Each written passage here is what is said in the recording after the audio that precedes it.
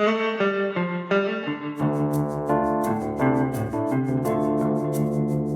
some point here, I'm probably going to grow out of it because I guess you grow up and you do boringer things, but I really like sports. I still really like sports. And I especially like the kind of sports where somebody else tries to stop you. Team sports, where you're trying to outfox an opponent or a whole slew of opponents. That's just a blast for me. And I've played all of them: football, basketball, baseball. Played a ton of baseball.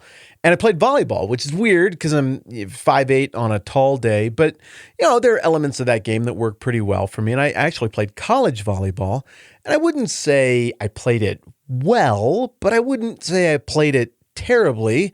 I was serviceable at the things that I did in volleyball.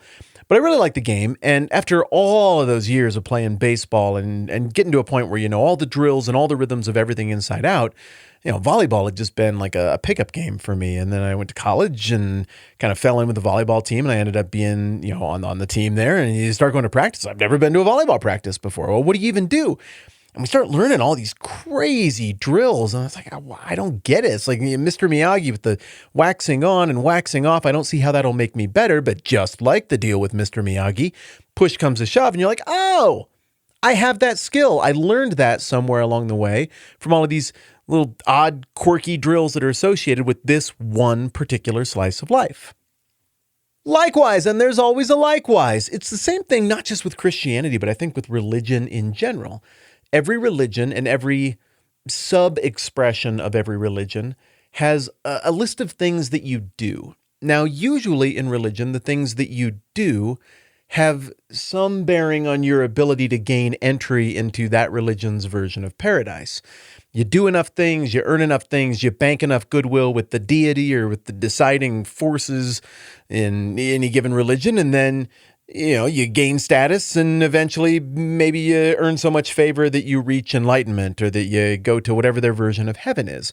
But Christianity is kind of weird because, well, one, it's very, very diverse, and there are a lot of different things that people do.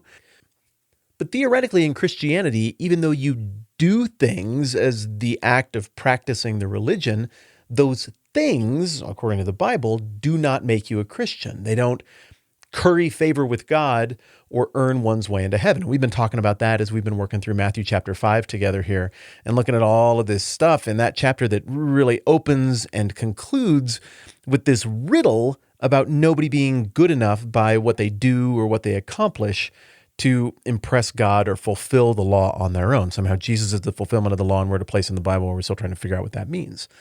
But still, I mean, come on, whether you're a Christian or not, you know a bunch of stuff that different Christians do, and some of it probably seems really foreign and weird to you, and some of it probably seems really familiar. Like, for example, Christians pray, but not just generically pray. Like, Christians pray before meals, and that might be a little perfunctory at times. Maybe if it's a holiday or something, you pray a little harder, or you think a little bit more about what you're saying.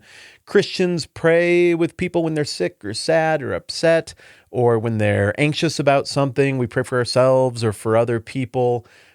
Christians pray to open events. Christians pray as part of a worship service. Collectively, Christians sometimes pray parts of the Bible, like repeating the words back to God somehow. But again, there's no thing in the Bible that's like, if you pray this many times, then you cross the prayer threshold and then you get to go to heaven and God likes you. Now, there are religions where literally you have a device that keeps track of how much praying you have done or how much recitation you've done, and it becomes very important in terms of the end game and where you end up in eternity or whether or not you've done the things you're supposed to do as to how much you actually repeat those prayers or incantations or whatever it is. But Christianity is different. So you pray, I guess, to interact with God, I guess to petition God for things, but if he's eternal and he's in charge of everything, I suppose he can say no. And so then the idea is maybe that prayer somehow adjusts your brain to the brain or the priorities of God. I don't know. We'll have time to break all of that down here in a couple episodes because we're going to get to a passage that's all about that. But in addition, come on, what else do Christians do? They go to church, right? And when you go to church, it might look very different from place to place, but theoretically, most people on Sundays, a few people on Saturdays. You go to church, you hang out with other people, you probably sing some songs. That's something else Christians do, right? They sing songs. And why do you do it? Well, it's not if you sing enough songs or sing well enough or loud enough that you go to heaven. The idea is, oh, God is really neat, and I want to communicate all these things about God that he's communicated to us back to him, and to participate in all of creation, glorifying God. So you do that.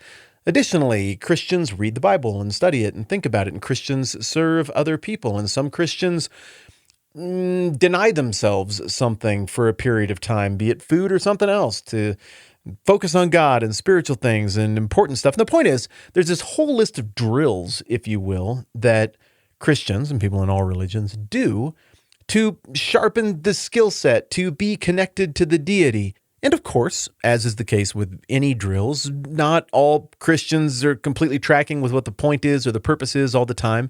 And of course, it's very easy to imagine that the religious activities are the point, when in fact, as we've discussed, and I think as reason dictates, and the Bible obviously supports, well, I mean, really, God is the point. The initiating force of all things is the point of everything. And the drills, they serve a secondary purpose of training up the believer or of showing devotion or whatever it might be. But I think one of the inherently and eternally tricky things about doing religious drills, or what some people call spiritual disciplines, is that you actually see those and you feel them.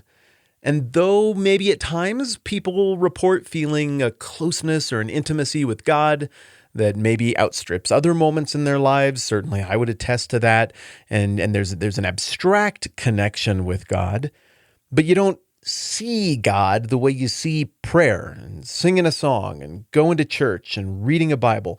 Those things are very tangible, and as a result, I think it's pretty common for the drills to kind of become front and center at times. And apparently, that was an issue at the time of Jesus in the same way that it's been an issue for all time forever.